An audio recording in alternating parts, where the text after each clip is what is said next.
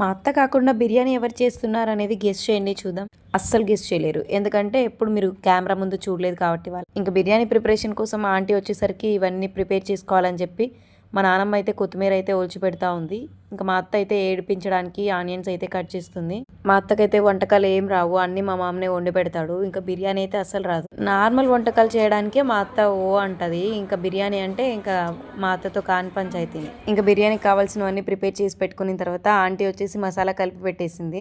ఈసారి ఎప్పుడన్నా ఆంటీ బిర్యానీ చేసేటప్పుడు మొత్తం ఫస్ట్ నుంచి వ్లాగ్ అంతా తీసాను, ఎలా ప్రిపేర్ చేసింది అనేది. ఇప్పుడైతే కొన్ని పార్ట్స్ అయితే మిస్ అయిపోయాయి, అందుకని చెప్పి ఫుల్ వీడియో కావాలంటే ఇంకెప్పుడైనా వెళ్ళినప్పుడు చేపించినప్పుడు నేను వీడియో తీసి పెడతాను. మొత్తం మసాలా అయితే రాసి పెట్టింది, అందులో పుదీనా సంథింగ్ ఏవేవో వేసి మసాలా అంతా పెట్టి పక్కల అయితే పెట్టింది. ఇంకా ఆనియన్స్ అయితే డీప్ ఫ్రై చేసేసి బాస్మతి రైస్ అయితే ఇంకా కడిగి పెట్టేసి పొయ్యి మీద అయితే పెట్టేసింది. అసలు ఆంటీ బిర్యానీ టేస్టే వేరు. నేను కూడా ఫస్ట్ టైం తినడం, కానీ టేస్ట్ అయితే మంచిగా వచ్చింది. చాలాసార్లు చేపించింది మా అత్త వాళ్ళ ఇంటికి వచ్చి ఆంటీ. ఇంకా ఎప్పుడు వీళ్ళు అంటూ ఉంటే విన్నాను, కానీ ఫస్ట్ టైం ఫేస్ చేస్తున్నాను.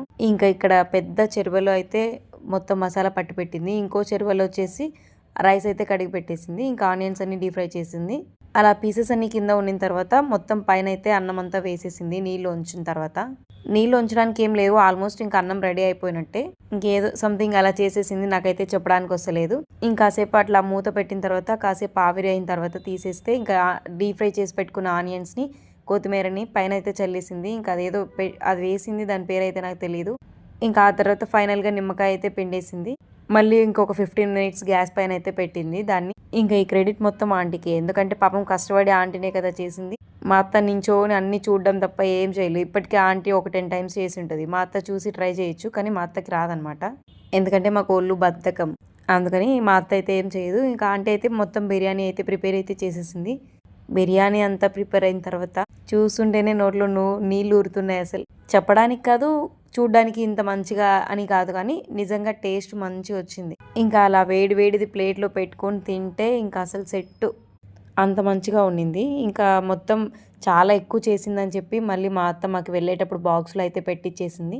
ఇంకా అలా తినిన తర్వాత 1 అవర్కి అయితే మళ్ళీ బయలుదేరిపోయాము. మళ్ళీ లేట్ అయిపోతుందని చెప్పి బాక్స్లలో పెట్టించేసింది మా అత్త. ఇంకా తినండి అని చెప్పి మా ఫ్రెండ్స్కి మాకి. ఇంకా అలా బిర్యానీ తీసుకొని మళ్ళీ రిటర్న్ అయితే బయలుదేరిపోయాము. ఇంకా ఎర్రగడ్డలో ప్రతి సండే మార్కెట్ ఉంటుంది. ఇంకా అందుకే అంత హడావిడి. ఎండలు ఎక్కువ ఉన్నాయి కదా అని చెప్పి ఆఫ్టర్నూన్ అయితే ఎవరు లేరు, ఈవినింగ్ టైంలో అయితే ఫుల్ ఉంటుంది. అంటిల్ ఈ వీడియో మీకు నచ్చినట్టయితే లైక్ చేసి సబ్స్క్రైబ్ చేయండి. బాయ్.